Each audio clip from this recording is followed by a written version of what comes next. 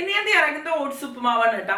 Oats ഉപ്പുമാവ് എന്ന് പറയുമ്പോൾ വളരെ പെട്ടെന്ന് തന്നെ തയ്യാറാക്കാൻ പറ്റുന്ന ഒരു ഉപ്പുമാവാണ്. ഒരു 10 മിനിറ്റ് തന്നെ മതി.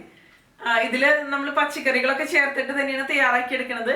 അങ്ങനെയാകുമ്പോൾ ഇത് കുറച്ചും കൂടി ഹെൽത്തി ആയിട്ട് വരും. അതുപോലെ ഓട്സിന്റെ റെസിപ്പീസിന് വേണ്ടിയിട്ട് ഒരുപാട് റിക്വസ്റ്റുകൾ വരുന്നുണ്ട്. അപ്പൊ 1 by 1 ആയിട്ട് നമുക്ക് ചെയ്ത് കാണിക്കാം കേട്ടോ. പിന്നെ ഇത് വെയിറ്റ് ലോസിനൊക്കെ വേണ്ടിയിട്ട് ശ്രമിക്കുന്നവർക്ക് കഴിക്കാൻ പറ്റിയ നല്ലൊരു ഉപ്പുമാവ് തന്നെയാണ് കേട്ടോ. അല്ലാന്നുണ്ടെങ്കിൽ നമുക്ക് കഴിക്കാം. അപ്പൊ നമുക്ക് ഇതെങ്ങനെയാണ് തയ്യാറാക്കണേന്ന് നോക്കാം. അതിനു മുമ്പ് നിങ്ങൾ ആദ്യമായിട്ടാണ് എന്റെ ചാനൽ കാണുന്നതെങ്കിൽ ഒന്ന് സബ്സ്ക്രൈബ് ചെയ്തോളൂ കേട്ടോ. സബ്സ്ക്രൈബ് ചെയ്താൽ മാത്രമാണ് നിങ്ങൾക്ക് നോട്ടിഫിക്കേഷൻസ് കിട്ടുള്ളൂ. പക്ഷെ ഇപ്പൊ പലരും പറയുന്ന ഒരു പ്രോബ്ലമാണ് സബ്സ്ക്രൈബ് ചെയ്തിട്ട് നോട്ടിഫിക്കേഷൻസ് കിട്ടുന്നില്ല എന്നുള്ളത്. അപ്പം തൊട്ടടുത്ത് കാണുന്ന ബെല്ലൈക്കൺ കൂടി ഒന്ന് എനേബിൾ ചെയ്യാം. പക്ഷെ എന്നിട്ട് നോട്ടിഫിക്കേഷൻ കിട്ടിയില്ല എന്നുണ്ടെങ്കിൽ ഞാനിപ്പോ 1-2 ദിവസങ്ങളിലാണ് വീഡിയോസ് അപ്ലോഡ് ചെയ്യുന്നത്. അപ്പൊ നിങ്ങൾ നിംഷാസ് കിച്ചണിൽ കയറിയിട്ട് ഒന്ന് നോക്കിയാൽ മതി. കാരണം ഒരുപാട് പേര് ചോദിക്കുന്നുണ്ട് ഇപ്പൊ വീഡിയോസ് അപ്ലോഡ് ചെയ്യണില്ലേ എന്ന്. അപ്പൊ നിങ്ങളൊന്ന് ചെക്ക് ചെയ്താൽ മതി. അപ്പൊ വീഡിയോസ് കാണാൻ പറ്റുണ്ടോ.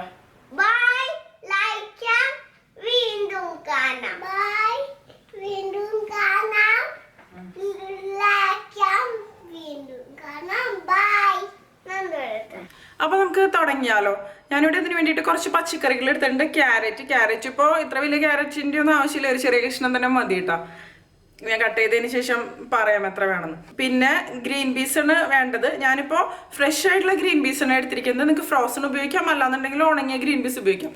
ഉണങ്ങിയ ഗ്രീൻ പീസ് എന്നുണ്ടെങ്കിൽ വേവിച്ചതിന് ശേഷം ചേർത്ത് കൊടുക്കേണ്ടി വരുന്നുണ്ട് അതിലേക്ക്. പിന്നെ ബീൻസ് എടുത്തിട്ടുണ്ട് ഒരു 6-7 എണ്ണം. പിന്നെ ക്യാപ്സിക്കം ഒരു ചെറിയ കഷ്ണം തന്നെ മതി കേട്ടത്, മുഴുവൻ വേണ്ട. ആദ്യം നമുക്ക് ഈ ഗ്രീൻ പീസ് ഒന്ന് പൊളിച്ചെടുക്കാം.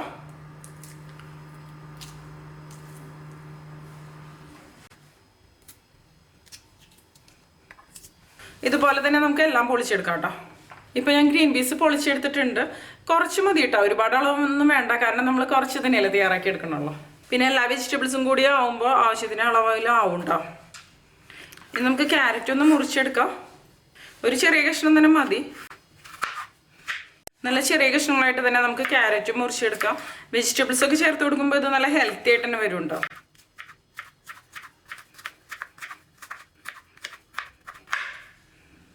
ഇനി വേണ്ടത് നമുക്ക് ബീൻസ് ആണ്. ഇതിപ്പോൾ ഞാൻ ഫ്രഞ്ച് ബീൻസ് ആണ് എടുത്തിരിക്കുന്നത്. ഫ്രഞ്ച് ബീൻസ് ആകുമ്പോൾ പെട്ടെന്ന് തന്നെ കുക്കായിട്ട് വരും, കൂടുതൽ ടേസ്റ്റിയാണ്. സാധാരണ ബീൻസ് ആണെങ്കിലും എടുക്കാം. ഇത് നമുക്ക് മുറിച്ചെടുക്കാം.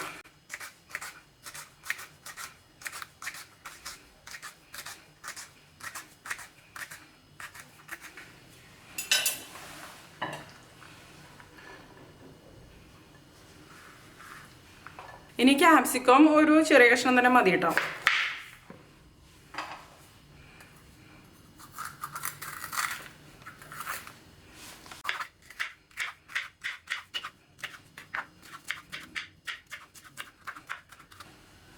ഇപ്പോൾ ക്യാപ്സിക്കം കട്ട് ചെയ്തെടുത്തിട്ടുണ്ട്. ഇനി നമുക്ക് വേണ്ടത് ഒരു ചെറിയ സവോളയാണ് കേട്ടോ. സവോള ഒരുപാട് അളവിൽ വേണ്ട. വലിയ സവോളയാണെന്നുണ്ടെങ്കിൽ ഒരെണ്ണത്തിൻ്റെ പകുതിയൊക്കെ മതി കേട്ടോ. ഇത് നമുക്ക് മുറിച്ചെടുക്കാം.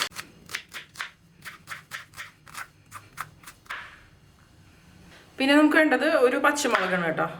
അത് മുറിച്ചെടുക്കാം നമ്മുടെ എരിവിനനുസരിച്ച്.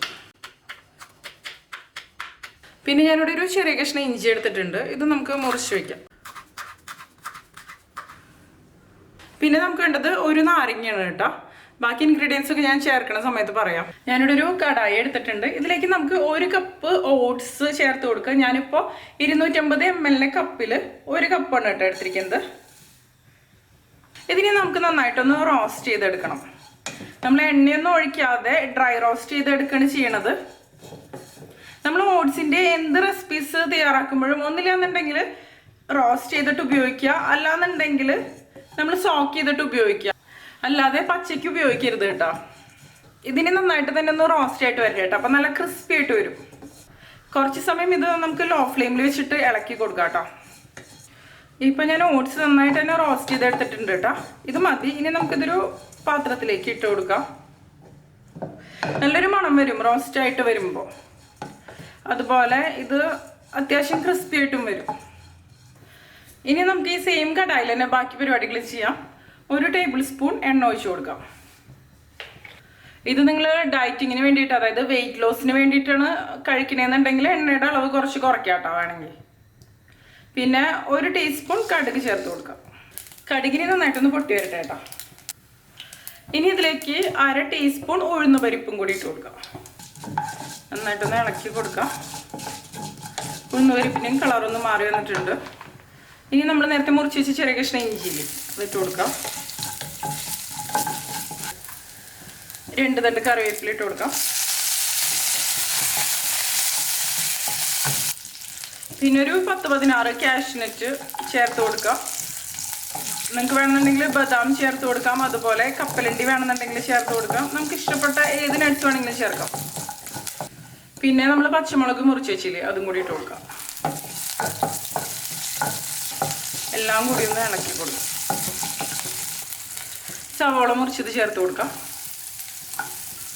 പിന്നെ നമ്മൾ ബാക്കി മുറിച്ച് വെച്ച പച്ചക്കറികളൊക്കെ ഇല്ലേ, green peas, carrot, beans, capsicum എല്ലാം ചേർക്കാം. നിങ്ങൾക്ക് ഇത്രയ്ക്ക് പച്ചക്കറികൾ വേണ്ടാന്നുണ്ടെങ്കിൽ കുറയ്ക്കാട്ടോ. ഇതിപ്പോൾ ഞാൻ അത്യാവശ്യം പച്ചക്കറികൾ എടുത്തിട്ടുണ്ട്. ഇതിലേക്ക് ഇനി നമുക്ക് ആവശ്യത്തിന് ഉപ്പും കൂടി ചേർത്ത് കൊടുക്കാം. ഞാനൊരു 1/2 ടീസ്പൂൺ പഞ്ചസാര ചേർത്ത് കൊടുക്കണം. പഞ്ചസാര ചേർത്ത് കൊടുക്കുമ്പോൾ നമ്മളിപ്പോൾ ഇതിലേക്ക് ചേർത്ത് കൊടുത്ത പച്ചക്കറികളില്ലേ അതിൻ്റെ ഒന്നും കളർ അങ്ങോട്ട് മാറില്ല. അപ്പോൾ അതിന് വേണ്ടിയിട്ടാണ് പഞ്ചസാര ചേർക്കണത്. നന്നായിട്ടൊന്ന് മിക്സ് ചെയ്യാം.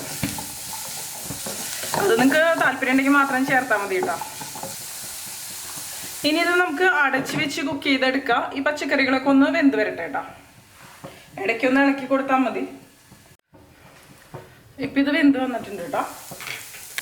ഇനി ഇതിലേക്ക് നമുക്കൊരു 1/4 ടീസ്പൂൺ മഞ്ഞൾപ്പൊടി ചേർത്ത് കൊടുക്കാം. നന്നായിട്ടൊന്ന് മിക്സ് ചെയ്ത് കൊടുക്കാം.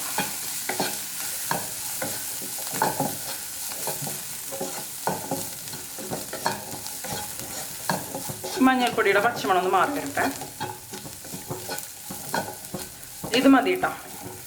ഇനി നമുക്കിതിലേക്ക് 1 കപ്പ് വെള്ളം ഒഴിച്ചു കൊടുക്കാം. നമ്മൾ ഏത് കപ്പിലാണോ ഓട്സ് എടുത്തത് അതേ അളവിൽ തന്നെയാണ് കേട്ടോ വെള്ളം ഒഴിച്ചു കൊടുക്കേണ്ടത്.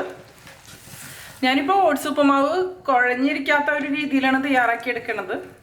ഇപ്പം നിങ്ങൾക്ക് കുറച്ച് കുഴഞ്ഞിരിക്കുന്ന രീതിയിലാണ് വേണ്ടതെന്നുണ്ടെങ്കിൽ വെള്ളത്തിൻ്റെ അളവ് കൂട്ടാട്ടോ.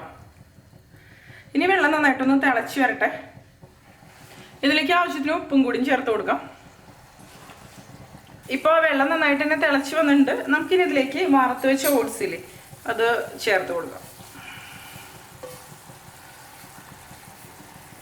നന്നായിട്ടൊന്ന് മിക്സ് ചെയ്ത് കൊടുക്കാം. അതായത് ഓട്സ് ഒന്ന് കുതിർന്ന് വന്നാൽ മതി, ഒരുപാട് വെള്ളത്തിൻ്റെ ആവശ്യമില്ല. അപ്പോൾ പിന്നെ ഓട്സ് ഭയങ്കരമായിട്ട് കുഴഞ്ഞിരിക്കും. ഇനി ഇത് അടച്ച് വെച്ചിട്ട് ഒരു 5 മിനിറ്റ് സിമ്മിൽ വെച്ചിട്ട് കുക്ക് ചെയ്തെടുക്കാം. ഇനി ഇതൊന്ന് തുറന്ന് നോക്കാം. കണ്ടില്ലേ, തീരെ കുഴഞ്ഞിട്ടൊന്നുമില്ല, ആവശ്യത്തിന് തന്നെ കുക്കായിട്ട് വന്നിട്ടുണ്ട്. ഇനി ഇതിലേക്ക് നമുക്കൊരു 3 ടേബിൾ സ്പൂൺ നാളികേരം ശരിക്കത് ചേർത്ത് കൊടുക്കാം.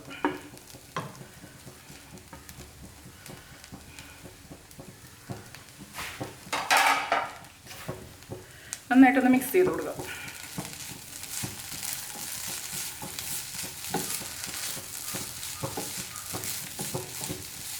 ഇനി ഇതിലേക്ക് നമ്മൾ നേരത്തെ എടുത്ത് വെച്ച നാരങ്ങയുടെ നീരില്ലേ അത് ഒഴിച്ചു കൊടുക്കാം. 1 ടേബിൾ സ്പൂൺ കേട്ടോ.